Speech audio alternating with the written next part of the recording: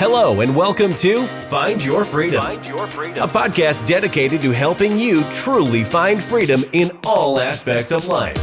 Join your hosts and their expert guests as they share practical tips and strategies for finding more freedom in your life. It's time to take control of your life and create the future you want.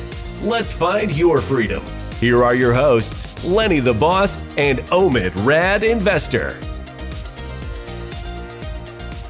Boom, boom. We are back with another fantastic episode of What? Find Your Freedom. And check this out, man. We have an ultimate guest here. But before we get into the guest, we have something absolutely free for you, easily downloadable. All you have to do is go to www.findyourfreedomrei.com/freedom kit. That's right. www.findyourfreedomrei.com/freedom kit. Hey, this one is an exciting one.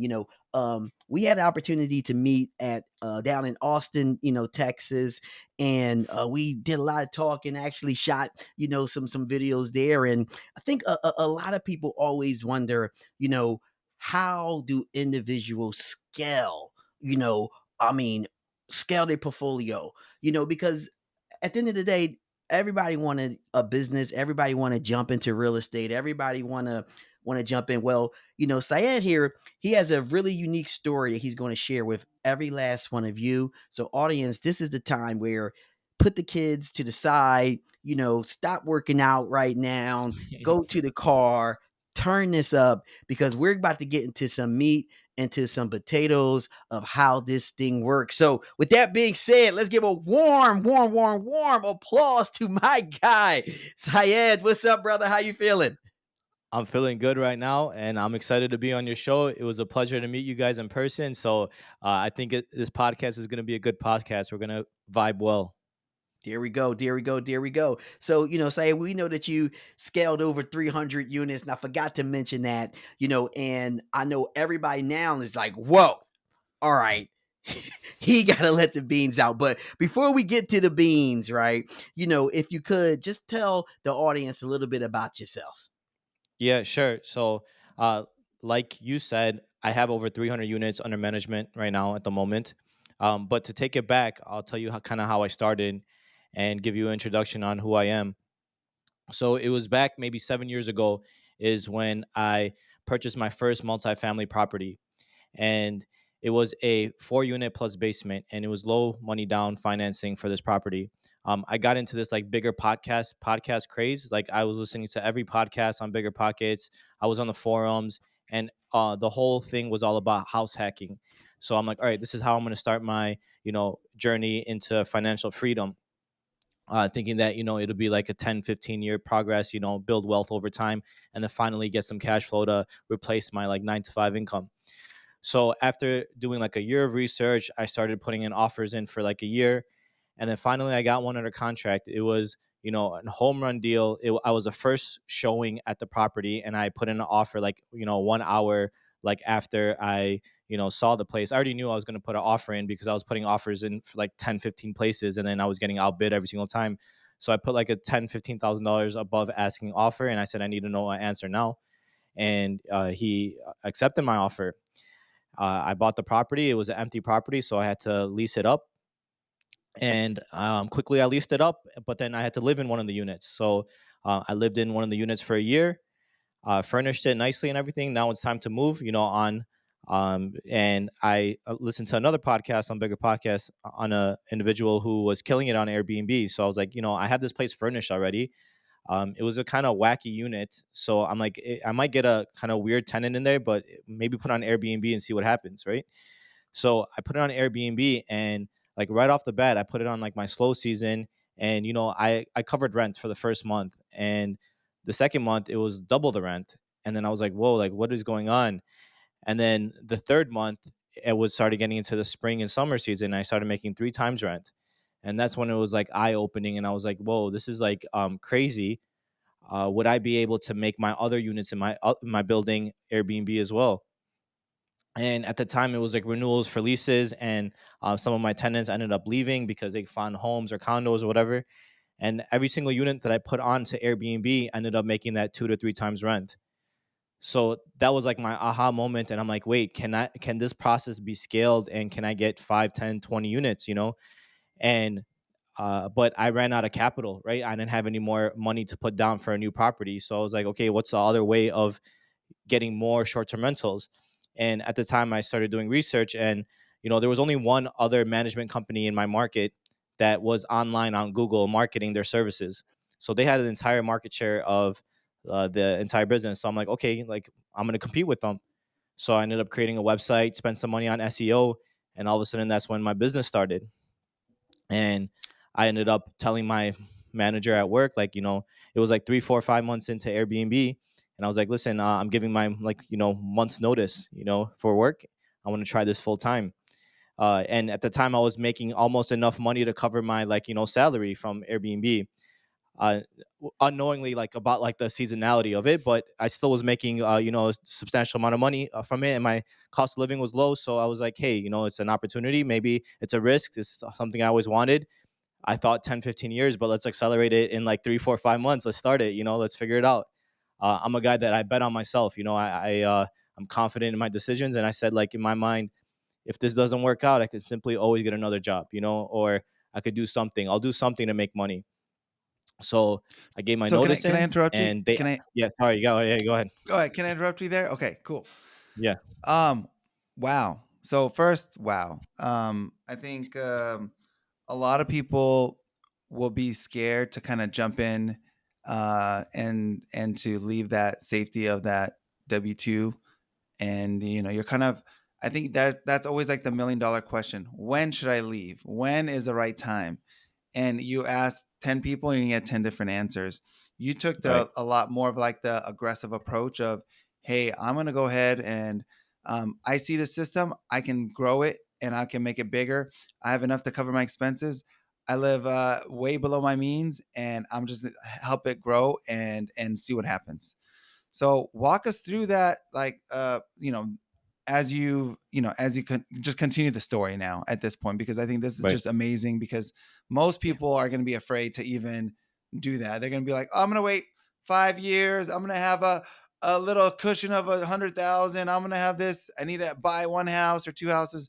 You didn't do any of that. So walk us through kind of like the next steps, because, to me, this is like an exciting story. Okay. So you're like, all right, I'm quitting. And now I'm going to like, I'm gonna go all in, and so what happened after that?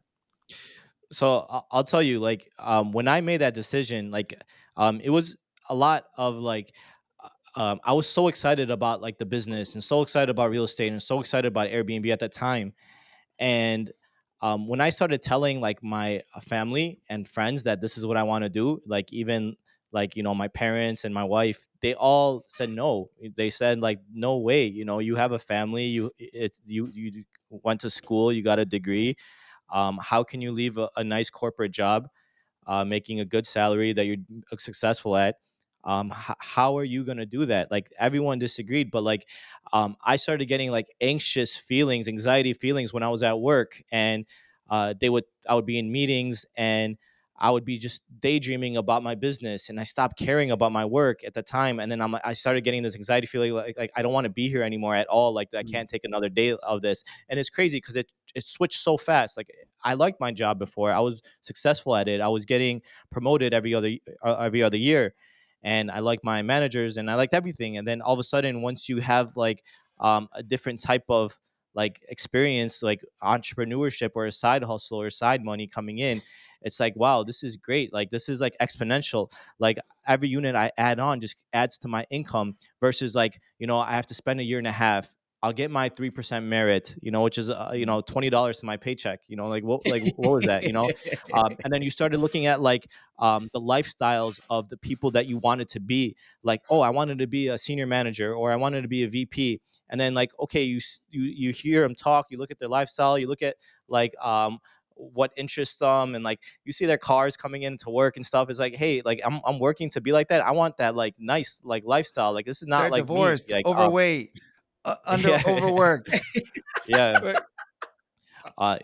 They always talk about how to like save expenses, and they don't want to buy Starbucks coffee and all that kind of stuff. And I was like, man, this is not the people that I want to become. This is Mm. I want something better, right?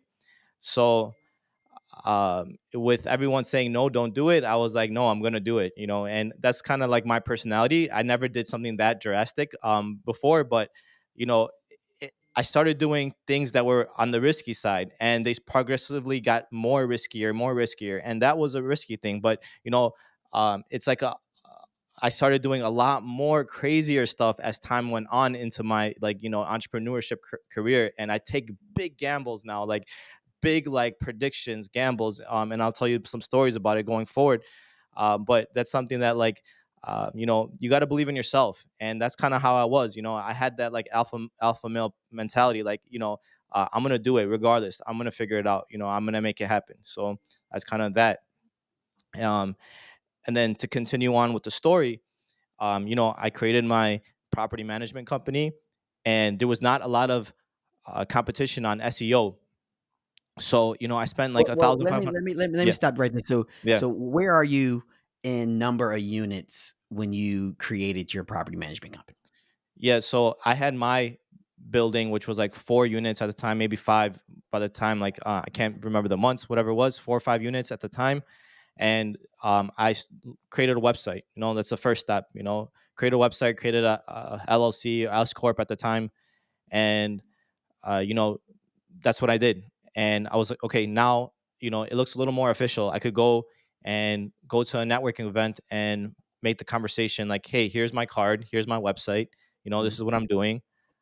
Is this something of your interest? You could make more money doing this than long-term rentals. Like you could make 25% more after my fees. You can make 25% more than you would from a long-term tenant by doing short-term rentals. That was my sales pitch, right? So I created my website. I ended up like, hey, I want to rank on Google. If somebody puts in, Airbnb management, I want to rank up. How do I make that happen? So I hired some guy on Upwork. He would have like crazy explanations on what he had to do. I didn't understand a thing, but all right, I'll risk some money. So I gave some money, and all of a sudden, like 1 month in, I'm number one or number two, like depending on the data search. I was number one or number two in my market for a management company, and then I had a lead generation, and people started inquiring, right? And you start having some confidence as you go to like different pitches. Like I never done sales before, but I was gonna figure it out. I come from more of like a consulting side, like I'll guide you, I'll help you understand. I'm an expert at this, so that's kind of the way I do sales, so Okay. that kind of builds trust. And they said, okay, hey, take this unit of mine. And I started going from 6, 7, 8, 9, 10. And like by the time I had 10 is when I ended up working part-time actually. They offered me part-time with benefits. So I'm like, that's a good offer. And I was really only working on my business during that time. Finally, Right. December 25th, Christmas time was coming up. They're like, all right, we don't need you starting the next year. I'm like, okay. At the time it hurt, but like, it was the best thing for So, me. so where were you in revenue wise? So you're roughly Yes. at 10 Yeah. units, roughly. So like honestly, I can't even like I was probably from my own units, I was probably cash flowing like $4 or $5,000 a month for my units during Okay. that summer. Okay. Okay. And then the property management company, it was like again like $500 per month per unit. That's 500 to 1,000, and I was like at like the 9, 10 units. So already I'm making my salary from my job, right? And I was Okay. just thinking as I keep adding units, it's just like an addition to my salary, that merit increase, that promotion that I was going for. I get it in like a week if I just add another unit, and Mm. if you continue to add. So that's I started getting excited, and finally, like uh, I quit my job. I'm all in full time. I'm like, all right, now I could do sales pitches during the day. I could, do business development, business growth. And I had this one strategy, like I'm going to start looking on Airbnb for people who have really bad reviews. And I'm going to tell them, Mm. like, I'm going to message them on Airbnb. I don't know if you could do that anymore, I guess, terms of service or whatever it was. But I started messaging them saying, like, listen, I'm a management company. You have X amount of reviews. I could increase your reviews and make you more money after me managing your unit. So out of everybody, people got really pissed off of me messaging. Whatever it is, what it is. Uh, there was one person that had like 15, 20 units, 30 units, and they're like, "All right, let's talk." And all of a sudden, they had terrible reviews, really bad units in A plus areas. So I was like, hey, this is like a Oh, crazy good opportunity for me to, uh, you know, make some money. And then like the amount of money I would make would be amazing, right? It would be like, maybe probably six figures after all fees and everything. So I was like, okay, just add it to whatever I was making for my other units. So, I started doing my sales pitch. Finally, they agreed. We signed an agreement, and then now it's time to do work. mm, And I spent a lot of my time. I spent like 3 months, 3 4 months dedicated like all my hours to them to like do proposals, come up with what we need to do to fix their units, come up with pricing strategies, explain the pricing strategies, and start implementing the softwares. And it was like me doing it at the time. It was a lot of work for me, but I'm like, this is like a crazy opportunity, so let's do it. um, and then finally, we got the contract. We're signing. We're doing things. They started changing their opinion on how these units should be managed. Right? uh-oh. Yeah. So we wanted to have them spend some money on making them nicer. They ended up saying no, we don't want to spend money on that. So I was starting to manage like dilapidated units. And then it's started being like implementing my pricing strategies and being on different OTAs and different platforms, VRBO, Airbnb, when they were just on Airbnb before. Finally, bookings started coming in, and they weren't happy with the bookings. They would make arguments that it should be cost this much, and it should be you should have got this night booked for this dollar amount, and whatever the case is. And I'm like, well, it's easy to say that. Let me go through your historical and compare what I made for you versus what you made, right? And even after showing them the variance between after, if you look at one day at a time, yeah, ups and downs are going to be there, but in total, Yeah. see how much money more money I made for you. And that's when like the conversations went like hostile. Like they didn't believe it even after showing them. Mm. And it's like, oh, okay, hey, I don't really like the way you're talking to me now. Like it almost started becoming, I was their little assistant. They would be like, oh, go pick up this $25 parking fee from the garage. I walked by and I told them like, oh, you could park there for 25. I'm like, absolutely no, I don't do things like that. Right. Everything is done electronically. I'm not driving to pick up 25, like. And then it's like, oh, this thing was misplaced, this thing, like it was way too much. And then it was like three Mm, four ticky tack. months in. So yeah. Yeah, it's like It ticky was tack 3 4 stuff. months in, and I went from 10 units to 20 to 30 units at that time. And then all Yeah. of a sudden they're like, hey, this is not working out, we're gonna cancel your contract with us. And that was like the most devastating blow, because it was like, oh man, I spent so much time doing all this Right. for you, and you just took it away from me overnight. And there was a lot of threats and lawsuit, Oh this, man. that, you messed up my business, all this crazy stuff. And I'm like, whoa, this is like crazy to me right now. Maybe this was not I was not as smart as I thought I was, by starting this business. So it was like this crazy up and down on my first big deal. And So then okay, then I'm like, all right, yeah, can we talk about yeah, that a little sorry, bit? Okay, so yeah, like I think that's super important because like any journey, you plan for something and then something else may happen, right? And right, so you have like all the best intentions, and a lot of people would get scared. They're like, "Oh, I'm done with this management stuff. This is like too much." So what made you right. decide, "Hey, this is just a beginning, I'm just gonna, this is just a little setback and I'm gonna kill it." So walk us through that and kind of like how you transition from Yeah. there. So I didn't give up on the business, but I started thinking like, okay, I should be careful on who I do business with, right? I was getting phone calls at like 12 a.m. from this person. She was like drunk and like yelling at me on the phone. It was like such a bad, toxic like relationship. So I just have to be careful on who I do business with. Like, I have to set expectations better in advance. But you know, I, I had to take that risk for this one. It was like once in a lifetime deal, right? But it didn't happen the way I wanted to. So I went back to the drawing board. Back to my networking events, my local networking events. Saying the same pitch. I'm doing Airbnb in people's units. Finally, I went to this one random networking event at some local bar, and it was nothing special. I wasn't expecting anything that amazing, but there was an individual in the group that I was talking in, and she was like, "Hey, we're looking for people to do Airbnb in our units." And I was like, whoa, that's kind of interesting for somebody to even like say that. Like, I've never heard Wow. that in like my short year. I'm like, I do that. I would love to, talk to you guys. And she gave me her card and said, contact this property manager and, see if you could figure it out.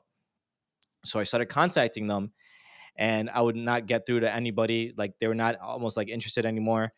And I just Wow. I was continuously persistent. Like, every week I would make a call, and then every 3 days I would make a call. And then finally it was one day I just showed up to their office just to see what happens, and this guy got so fed up with me, and he's like, listen, just talk to the owner. And if he decides yes, that's fine. If not, no. So they put me in a room.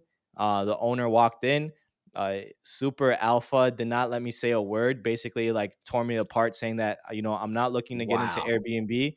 I'm not looking to get in the furniture business. I'm doing, real estate development. This is what I know. This is what I'm going to do. So I'm sorry, stop calling us about it. So like as a last ditch effort, I was like, listen, I understand, but allow me to lease 2 of your units and allow me to furnish it myself and allow me to put it on Airbnb, and I'm just a regular tenant of yours. And, he's like, if you pay your rent and don't cause me problems, yes, go ahead and do it. And I forgot to mention, this landlord, he had 1,000 units at the time, and maybe like Mm. 100 units vacant. So that's why I was like pitching to him like so much. Like, it was like a once in a lifetime opportunity with this landlord. And finally they gave me keys to 2 units. Initially I negotiated like 2 months free up front. It was Hmm. because it was during their slow season, Hmm. winter time. And so he's like, okay, fine, like here. And I spend money furnishing those 2 units. Like, probably at the time I spent $20,000 to furnish 2 units. Okay. And I had 2 months free, and I started recouping a lot of like upfront costs back in those 2 months. So after those 2 months, I went back to him and I'm like, listen, can I lease 2 more units? And he's like, yeah, you no problem. You've been paying rent, no issue. Take these 2 units. So now I have four Mhm. units.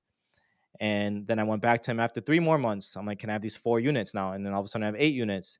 And then like Nice. a couple months later, he comes to me. He's like, hey, I have this 10, 15 unit opportunity. Are you interested? And I'm like, heck yeah, I'm interested. And then all of a sudden, that's when I started scaling this lease arbitrage business. And this was Mm. back in 2018, where there was not even the word lease arbitrage that existed. I kind of fell into it. It was like during the time Sonder established themselves and started doing that lease arbitrage model. So that's kind of how I ended up going from 2 units with him, and then eventually 35 units with him. Wow. Wow. Wow. Wow. All right. Where do we start? All right. So, all right, man. So, look, I mean, all right. The ups and downs. And I think the lesson learned here for the audience really is when you're dialed in, don't let the don't let anything stop you. I mean, Right. you have went in contracts with people and um went out and start doing your thing, and they start talking to you rudely and treating you like you're their assistants, and start to renege on the agreement of wanting to put money into the place to make it really nice. So, and you still didn't stop, right? You said, man, it's a great opportunity, 100 units free. You calling everybody, you calling their mama house, their brother's house, you doing anything, everything. And you even showed up there after everybody basically gave you the X, you know, and because of those reasons is the reason why you was able to sit there. And then you went there and said, let me just give me one or two. Right. Right? Just give me one or give me two, Right. and at the end of the day, you knew that that person was in business of making rent. Right. You took a little different angle. You said, you know what? Let me just be a regular tenant of yours, right? With these Airbnb, allow me to Airbnb the place. And the guy only wanted his rent money. That's it. He didn't want anything else but his rent money. And knowing that you can pay, open up a whole bunch of doors. So, audience, I like there were so many red flags here to sit there and say stop, but he didn't. And because of that reason, he found out this opportunity. So, all right, so you're rocking and rolling, man. You're 35 units in. You're grossing roughly what at this time? What you say? Roughly. I don't, like maybe like 1.2 million on an annual basis if you took 12 months, but they're getting Gotcha. all onboarded as you go on. So like, yeah, yeah. So like the first year I was in business in 2018, my revenue was 1.2 million dollars. But it Sweet. was from not from this deal, but through everything I had. So 1.2 million dollars, and now I had Gotcha. like a 25% margin on that in the All first right. year. So now you get these 35 units and you have to build infrastructure. You have to build, I mean, you have to hire some employee. You need some help, Yeah, right? right. So what did that start to look like for you? Yeah. Going So through this growth period. yeah, so initially when starting my business, when I even first started my business, when I only had, 10 units at the time, is when the idea of virtual assistants came to me through some random, not a random, but it was a big conference at the time in my local market. And people were talking about virtual assistants in real estate and Philippines. And I'm a guy that I always find other people to do my work for me. Like even during college and high school, like that was my thing. Like I was either getting my sister to do my like homework or my essays, or like I would pay somebody to do like an essay for me. Like it's just how I always did things. I knew about Upwork and all those things like even before like Yep. it was even popular, right? I was always finding other people to do stuff for me. So I wanted somebody to help me, handle my guest communications and all that. So I went to learning about VAs, and I bought this one book that it was like from onlinejobs.ph, and to teach you like how VAs do, and like how much you could pay them and things like that. So I ended up hiring like two VAs, because I said, okay, if one is good, I'll keep one, or if two both are good, I'll keep two. They were so cheap at the time. I was like, take the risk, why not? And so by starting my business with VAs out in Philippines, it was a normal like scale up with them, and that's all I know how to do. I don't have US resources like that to handle my business. It's all in the Philippines. So I can't remember how many VAs I had after the first year, but it was simple addition of VAs. Like I didn't have to train them. After I trained the first two, they were training within themselves. So based Mhm. off how many units I had, I would sit back and see like what is like the perfect organization at this time on how many units I had. So um, maybe I had four VAs or five VAs. I don't know what it was, but that's what I ended up doing. And they were handling all my guest communication, check-ins, check-outs, scheduling the cleaners, all that. So that's kind of how I started building the infrastructure. And if you fast forward today, I had 100 resources in my business, where 50% of them are out in the Philippines. I recently did a layoff, a reduction of my Philippine staff and my US staff. So now I have about 35 in the Philippines. And I could go into like what happened later on, why I had to do that. But yeah, So so let's talk about that a little bit, because I think yeah, people, I think just getting started on that, on the very first virtual assistant, like when is the right time to do the virtual, the first one, and then how do you, like, how often should you be communicating, or like what sort of software programs are you communicating, because they're all the way across, on the other side of the globe. So what is like, right. what, you probably have tons of experience, what is like the most effective software programs, and then how many units can one person handle or shift, once you kind of like set up all your systems, because I think that's another Yeah, question that you'll ask 10 people, you get 10 different answers. Good question. yeah. So for one, you should hire a VA yesterday. That's how important they are, and even if it cuts into the money that you're making, just the free up of time for you to focus on growing your business and coming up with other ways to save money. Like, you get 10x on that VA, by hiring them and them taking, doing a task that you can do. So, so that's that. You should hire one immediately. You have nothing to lose. They cost so low, and you could try one out or try two out, and then just keep one. And it's like $1,000 risk for that month of trying it out. So that's that. Your other question was how many VAs should you have? So like I have had back and forth for this with a lot of my colleagues. And like you said, you'll have 10, 15 different answers, and it really what works for you.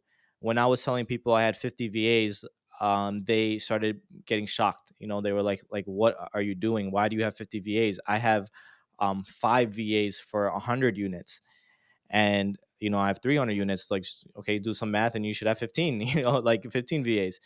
But then I started explaining to them, okay, what they are doing. And I have finance VAs, I have revenue management VAs, I have Mm, IT VA, and then I have people onboarding units, and then I have operation VAs, which consist of the most of them, which are handling the checking of guests, communicating with the cleaners, scheduling the cleaners, handling landlord issues, handling like supplies, purchasing supplies. And so, like, I have every VA doing different things, and I'm really not doing any of that, right? So there's mm, things where people might have 5 VAs, but they're doing like their pricing, and then they're doing their finances and bookkeeping and spending hours working in the business, and I'm not. But I did some benchmarking to some of my colleagues to see how many, for the scaled colleagues, how many VAs they had. And at my 50 VA mark, I found a colleague that has more units than me, but the same amount of VAs. And mm, surprisingly, without us ever talking, our organization was almost like identical, like how our different teams were set up. So I used him as a benchmark, and I had another colleague who had like, same amount of units than me and 15 VAs. But I'm not a fan of how he runs his business like that. But um, so I took both into consideration, and then I started thinking like, why did I get to this 50 VA mark? And when did I add all those extra ones that I had? And it was driven by like in 2022, where I had this crazy demand in my business. And I started having record pent up demand from COVID. And I thought this was like the new normal, and this is what I was going to have going forward. I had probably like 250 units at the time. I had targets of getting to 400 units and, mm. $17 million of revenue. And I was like, okay, what's my perfect organization to help me scale to that? And it was like, okay, like I need, one person doing utilities. I needed one person onboarding units. I need like I started doing, I started like individualizing tasks versus grouping tasks, right? Because I was like, all right, I need a scalable model, perfect model. I'm scaling, I'm growing. All of a sudden 2023 was not the year that I was expecting. For one, my revenue was down year over year significantly. Number Mm, two is I thought I was going to 400 units, but now I ended up getting down back to 275 and trying to work my way back up to 300 units. So right. it's like all of a sudden you built an organization to handle 400 units, 400, 500 units, but you're not hitting those targets. I'm not hitting $17 million of revenue. I'm hitting $11 million of revenue. Mm, And it's like, that's okay, big. so it's like eye opening. And after talking to your colleagues and people like, what the hell are you doing with having so many people?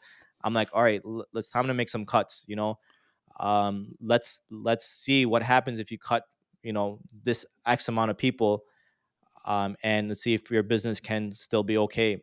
And it's been 3-4 weeks in since I cut those 14 people, and the business as usual. So Okay. that goes to show me like, hey, I did overhire and I did do something wrong. And I probably went a year worth of expense that I probably shouldn't have done. So now, like, going forward, I'm probably going to save $250,000 next year if I don't add more people, and I could still sustain my business as is. And like I'm trying Mm, to implement like some AI software that supposedly can reduce the communication.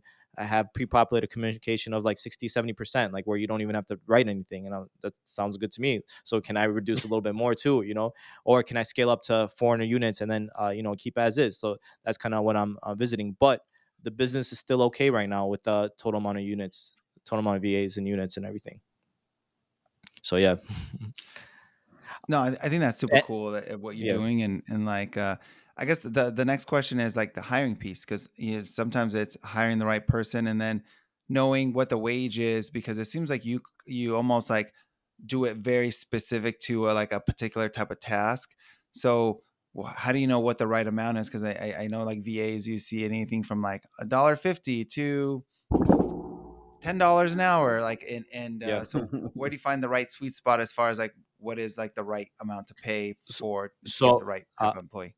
Yeah, my VA start off at $5. From my understanding, people pay them $3, $4. I said, okay, I want to pay a little premium. Maybe I could get better quality people, and they stay with me longer. And what's a dollar? To us is nothing. Um, So I started out with $5, and some VAs that started with me at $5 an hour 3, 4, or 5 years ago are now getting paid $12 an hour. So I range as they every year they ask me like, can I get a dollar or $2 increase? And um, again, it's not much to me, and I don't want to add work to myself for them to leave to somewhere else. So yeah, heck yeah, just go ahead. All right. At some point, I'm gonna like stop like them like asking like we need to have a better structure. But as long as I make my good margins and everything, we're all good. And so, but I have tried within my time to play with rates and job postings at $5 an hour, $8 an hour, $10 an hour, $15 an hour, $20. I've wanted to see what type of person comes in, and it's hit or miss. The person that's running my operations, I hired two people at $12 an hour. That one person was probably not even worth $5 an hour, but then this one other person is worth $10 an hour, $12 an hour. So it ended up being like awesome. And you know at the end of the day, it's not like you're taking 12 months worth of salary and paying it up front. If this person does not work out, you let them go. Yeah, you It's get not number. like they have Yeah. employee rights like they have in like the US, where you just can't fire somebody. It's really, if they're providing a service and it's not up to par, it's all right, move on. So Mm. I what I do is I overhire and I clean up shop. And you know Oh. I let the VAs started hiring, which is like pros and cons. Like it went out of control at some point. But they would bring up like, we need this person, that person for this. I said, okay, fine, hire two or three, and then onboard them for like a month, and then rank them, and who was the top three, or who's top one, who was top two, and then they would tell me, and then let's keep them, let go of the other two. And again, it's like worth that like dollar risk to get the good talented people. And yeah, that's kind of how I do it. I hire, do 1 to 3 months worth of training, and then I clean up shop and see who's Gotcha. good. Sometimes I clean up shop the first week and I realize they're not fit. And it's really from the Mm. feedback from the VAs, like they tell you who's good or not. And it's not like me interviewing them. It's I don't even They tell me a summary and I say yes, and because I have nothing to lose. When if they're good, they want them in the team. If they don't, just let them go. Yeah. No, that's smart. That's smart. That's really smart. So where are you now? Are you over your Yeah. 300 units now? Yeah. So a couple months ago, I had 300 plus units, but there has been some things that has happened to me that made me lose units. So for one, there was a fire in a building that I had in a suburb. So this building had 300 units in this building, and I had about 25 units in this building. The fire happened in the wing of a building that I was not in. And this was like a luxury A-class building, swimming pool, gyms. It was like $100 million development, brand new. And the fire burned down significant amount of that wing. So there was a lot of displaced tenants in that building. And now all of a sudden, my units become valuable to the landlord for his displaced units. And the landlord was like, I was like month to month with these units, because it's been like 3 years, and then we finally just been month to month. And then he's like, listen, I'm taking the units tomorrow from you. And then I'm like, listen, no, I'm in my busy season. Like, what are you talking about? I'm not giving you a unit back at all. He's like, sue me. He's like, let's go to court, Wow. but I'm locking you out of your units. I don't give a crap, right? He was like desperate, right? Because imagine all the people like displaced. Like, I felt bad, obviously, but I had my livelihood too, and I had guests too that were also displaced. But I understand this is business. And I said, okay, I'm going to make X amount of money in this month. And we're month to month. I already knew he was probably going to give me a termination at this point. Our relationship went south. I'm like, I'm going to make, $100,000. Can you give me that dollar amount, and you could keep my furniture and you could put your people in? And then, he negotiated $25,000, and we finally settled at 60,000, and I ended up agreeing, and overnight, he took back the units, and all of a sudden, I'm down 25 units. And then Mm. I had 10 more units in a nearby building where the demand for those units ended up getting high too. So he ended up not renewing me after like a month or two. So like 35 Ah, units went down like quickly, And at the same time, there was like some other landlord issues that I had, and all of a sudden I'm starting to lose all these units, like 40, 50 units, and mm. I'm dropping like unit. Remember, I had a 400 unit forecast, and all of a sudden I'm getting to the 250s and 260s, and so it's been a journey, but I'm adding back units. Right now, I have 280, but I just agreed for 8 more units, and I offered on 12 more units. So it's like, okay, back to 300, like after like a couple weeks again. So Gotcha. so back to that story with that landlord. People say like, oh, is that a good deal or bad deal for you? For me, it was like okay deal. It was not like a huge win or anything. It was like, um, it was an exit for me. Like, I was in there for 3 years. He really helped me during COVID, where he subsidized my rent for me, to allow me Okay. to continue my business with him. So this was kind of like a favor back, to him. And my furniture was ending up getting old. It was like 3 years old now. They were like £500 sofas that I got from Stay Alfred, that is a company that went bankrupt. And there was like dings on the wall, and there's gonna be like a landlord tenant conflict issues after So I was like, listen, you pay me 60,000, you take my furniture. I don't have to get warehousing. I don't have to, get all the staff to remove all the Mm. shitty furniture, Yeah. and I don't have to argue with you on repainting the walls and all this stuff. So it was like a clean breakup. It was like overnight, give me 60, move on, and we'll be okay. So it was okay. Not a win, but Gotcha. not a loss. I love the way you do business. I think like people say they're a boss, but I think like you're a true boss. So it's like, hey, look, like, hey, VAs, like, go hire some people. Give me the little like summary. All right, just pick those three. And I like how you run your businesses, and where you put your time is like growing the business, where most people are in the business and they're not willing to Yeah, pay the $2, $3, $5 an hour or whatever it is, to kind of build a staff to kind of do some of those tasks that can be maybe outsourced. So right. I think that's super There's awesome. pros and cons to that. There's probably a lot of wastage and a lot of hour stealing Yeah. and a lot of this and a lot of things that can fix. But like, if you focus on those and start like trying to micromanage everything, that your entrepreneurship journey is going to be miserable, and number two, it's like you're never going to be able to grow because it takes a toll on you, like mentally, physically, and Yeah. all that. It does. No, yeah, so I totally agree. So we're gonna have you for part two. So and part two is Yeah, gonna come very soon, because I feel like we didn't even get through a lot of this, and I Yeah. know. we only went through just a small like snippet, but I feel like you bring so much value. So I just want to kind of shorten it now, and then we'll continue this for like a part two. So you have to, as long as you agree for a part two, and we maybe even Yeah. need a part three. We'll see how it goes. So we might have to make it a I series. agreed Well, to a part two because yeah. Yeah. I only took you to like the first year, Yeah, I know. Yeah, Oh man, I still got so to much go to through talk about. So much to 2019 to talk about. 2023. Like it's been a lot for of stuff sure. that maybe we need part 4 or 5. Let's make this Yeah, a long A series. yeah, series. one per year. Yeah, for sure. But like, if you could share, like, what does find your freedom mean to you? So find your freedom means financially free. Like you're making the money that you want to make. There's no ceiling to that. And if you want to make a large amount of money, you put yourself in situations to do that. You take risks. And for me, I want that. I want a nice lifestyle. I want the nice cars. I want watches. I want the luxury lifestyle. So I'm going to take big gambles to get it.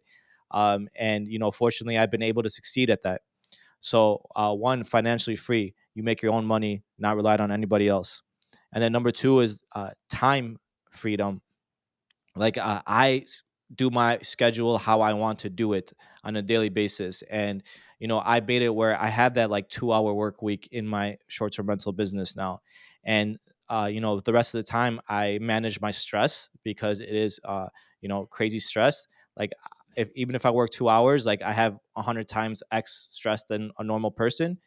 So, I'm thinking about the next thing that's going to put me under, and it's never ending. It's always the next and the next and the next. It's always like colossal, like things that happen. And I have to make sure that, like, one, I create a type of business that has like levers in place. If this happens, that happens, or when a certain thing happens, how do I deal with it? So a lot of the time it's that.